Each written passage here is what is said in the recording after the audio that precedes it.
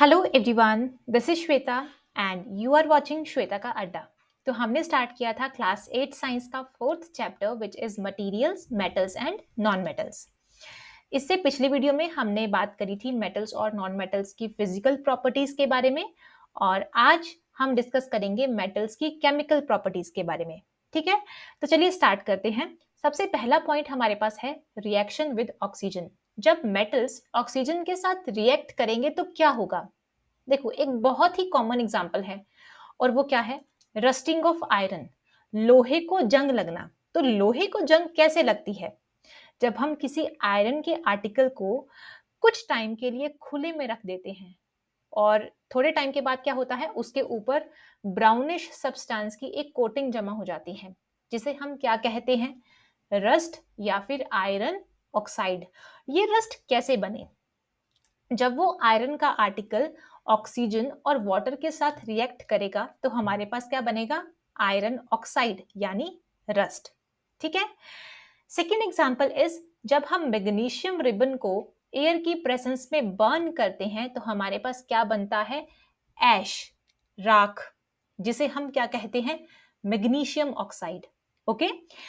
जब हम इस ऐश को वाटर के अंदर डिसॉल्व करेंगे और उसके नेचर को टेस्ट करेंगे कि क्या वो एसिडिक नेचर का है या फिर बेसिक नेचर का है, तब हमारे पास क्या कंक्लूजन आया? उस सॉल्यूशन ने क्या किया? रेड लिटमस को ब्लू में कन्वर्ट किया। तो ऐसे सॉल्यूशंस जो रेड लिटमस को ब्लू में कन्वर्ट कर दें वो बेसिक नेचर के होते हैं, है ना? तो इसीलिए ये जो मैग्नीशियम का ऑक्साइड है वो किस नेचर का है? बेसिक नेचर का। ओके। तो यहां पर हमारे पास क्या कंक्लूजन निकल के आया कि जो मेटेलिक ऑक्साइड्स होते हैं यानी जो मेटल के ऑक्साइड्स होते हैं वो बेसिक नेचर के होते हैं। ठीक है। नेक्स्ट लाइन में हमारे पास एक रिएक्शन है। जब हमने मैग्नीशियम रिबन को ऑक्सीजन की प्रेजेंस में बर्न किया तो हमारे पास क्या बना? Magnesium oxide. ठीक है, क्योंकि मैग्नीशियम ऑक्साइड एक मेटेलिक ऑक्साइड है, इसी वजह से वो बेसिक नेचर का है। Okay, clear? यहां पर अगेन एक एक्टिविटी है जिसपे क्या है, हमारे पास जो रस्ट आई थी उसका नेचर हमने टेस्ट करना है कि क्या वो एसिडिक नेचर की है या फिर बेसिक नेचर की है। ओके।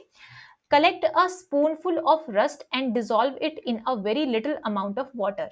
रस्ट को लेना है एक चम्मच और उसे हमें वाटर में डिसॉल्व करना है।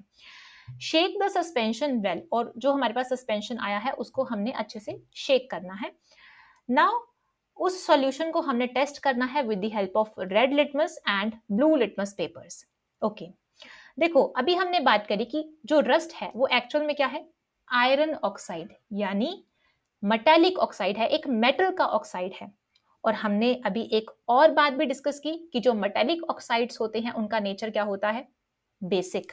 ठीक है, तो इसीलिए ये जो सॉल्यूशन है वो क्या करेगा? रेड लिटमस को ब्लू में टर्न कर देगा। ओके, और जो ब्लू लिटमस होगा उस पर कोई इफेक्ट नहीं होगा, वो ब्लू का ब्लू ही रहेगा। Okay, clear? Next example is, जब हम कॉपर वेसल को लंबे टाइम के लिए एक्सपोज करते हैं मॉइस्ट एयर में तो क्या होता है? उसके ऊपर ग्रीन कलर की कोटिंग आ जाती है। रिएक्शन में देखिए, जब कॉपर वेसल रिएक्ट करता है वाटर, कार्बन डाइऑक्साइड, ऑक्सीजन के साथ, ये वाटर, कार्बन डाइऑक्साइड, ऑक्सीजन क्या है? मॉइस्ट एयर ही तो है। तो जब कॉपर वेसल इन सभी चीजों के साथ रिएक्ट करेगा तो क्या होगा? कॉपर हाइड्रोक्साइड बनेगा और कॉपर कार्बोनेट बनेगा। तो ये जो ग्रीन कलर की कोटिंग है ये किसकी है? कॉपर कार्बोनेट की। ओके। नेक्स्ट एक एक्टिविटी है जो हमने ऑलरेडी डिस्कस कर ली है। देखो, जब हम मैग्नीशियम रिबन को बर्न करते हैं एयर की प्रेजेंस में तो हमारे पास क्या बनती है? ऐश, जो कि क्या है? Magnesium oxide. तो ये जो हमारे पास ऐश आई है उसे हम वाटर में डिसॉल्व करते हैं और फिर उसका नेचर चेक करेंगे कि क्या वो एसिडिक है या फिर बेसिक है।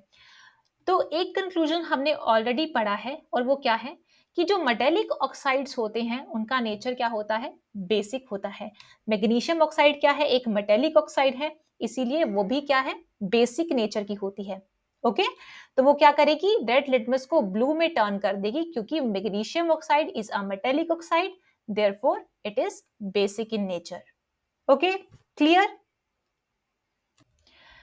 Next point is reaction with water. जब मेटल्स वाटर के साथ रिएक्ट करेंगे तो क्या होगा, जो सोडियम है वो वाटर के साथ बहुत जल्दी रिएक्ट करता है, लेकिन कुछ ऐसे मेटल्स होते हैं जो इतने जल्दी रिएक्ट नहीं करते। फॉर एग्जाम्पल आयरन, आयरन जो है वाटर के साथ धीरे धीरे रिएक्ट करता है। ओके नेक्स्ट हमारे पास एक एक्टिविटी है जिसमें क्या करना है, हमें 250 ml का बीकर लेना है, उसे आधा पानी से फिल कर लेना है। देन हमें सोडियम मेटल का एक छोटा सा पीस कट करना है, उसे ड्राई करना है with the help of filter paper, और देन उसे एक कॉटन के छोटे से पीस में रैप कर देना है। ठीक है, देन उस रैप्ड सोडियम पीस को हमें बीकर के अंदर डालना है जिसमें पानी है, और फिर हमें वेट करना है कब रिएक्शन स्टॉप होगी, और जब रिएक्शन स्टॉप हो गई तो हमें बीकर को टच करना है। तो हमें क्या फील होगा कि जो बीकर है वो गर्म हो गया है। ओके अब जो सॉल्यूशन हमारे पास आया, उस सॉल्यूशन को हमने टेस्ट करना है with the help of red and blue litmus papers. देखो जब सोडियम वाटर के साथ रिएक्ट करेगा तो क्या बनेगा, NaOH, सोडियम हाइड्रोक्साइड, जो कि एक बेस है। ओके तो हमें पता है बेसिस क्या करते हैं, रेड लिटमस को ब्लू में टर्न कर देते हैं। ओके तो ये जो सॉल्यूशन है ये क्या करेगा, रेड लिटमस पेपर को ब्लू में टर्न कर देगा, और जो ब्लू लिटमस पेपर है उस पर कोई कलर चेंज नहीं आएगा। ठीक है clear. Next is reaction with acids. जब मेटल्स एसिड्स के साथ रिएक्ट करते हैं तो क्या होता है, देखो जब मेटल्स एसिड्स के साथ रिएक्ट करेंगे तो एक गैस प्रोड्यूस होगी। कौन सी gas, hydrogen gas.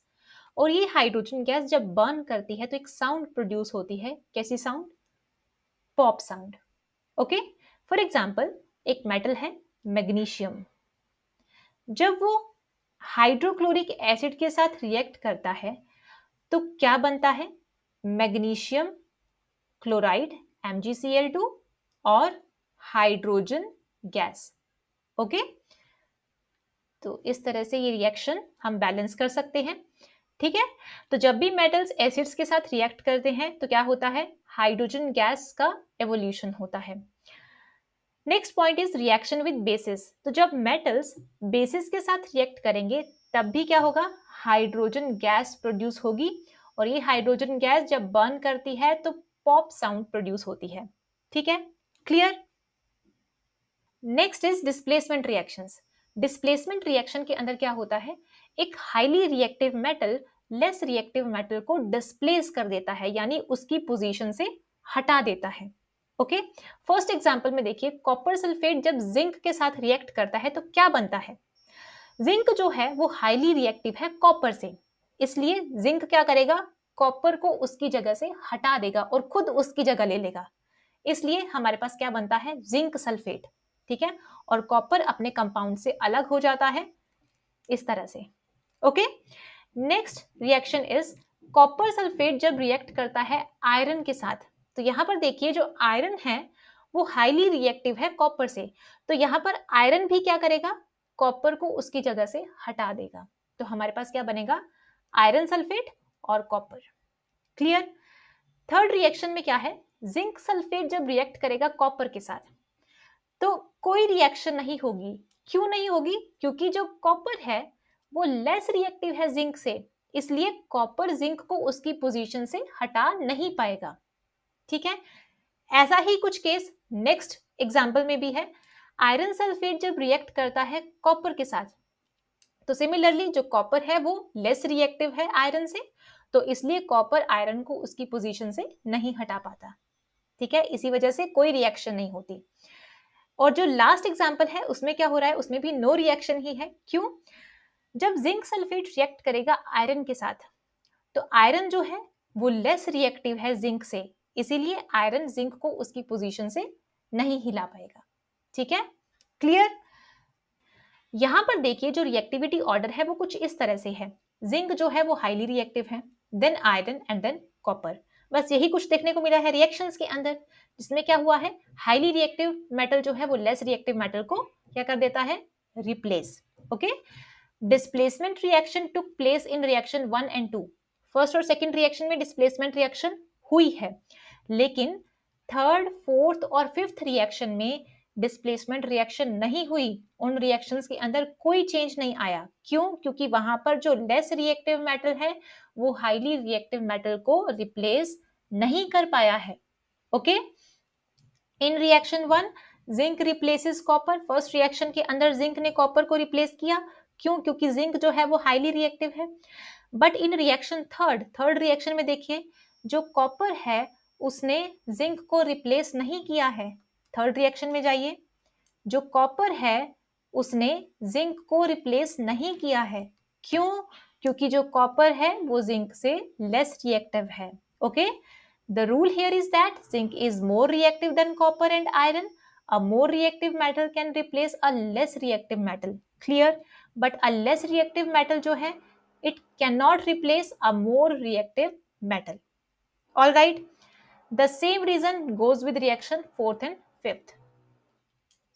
So that's all in today's video. मिलते हैं next video में एक नए टॉपिक के साथ. Till then, stay happy and please don't forget to subscribe my channel.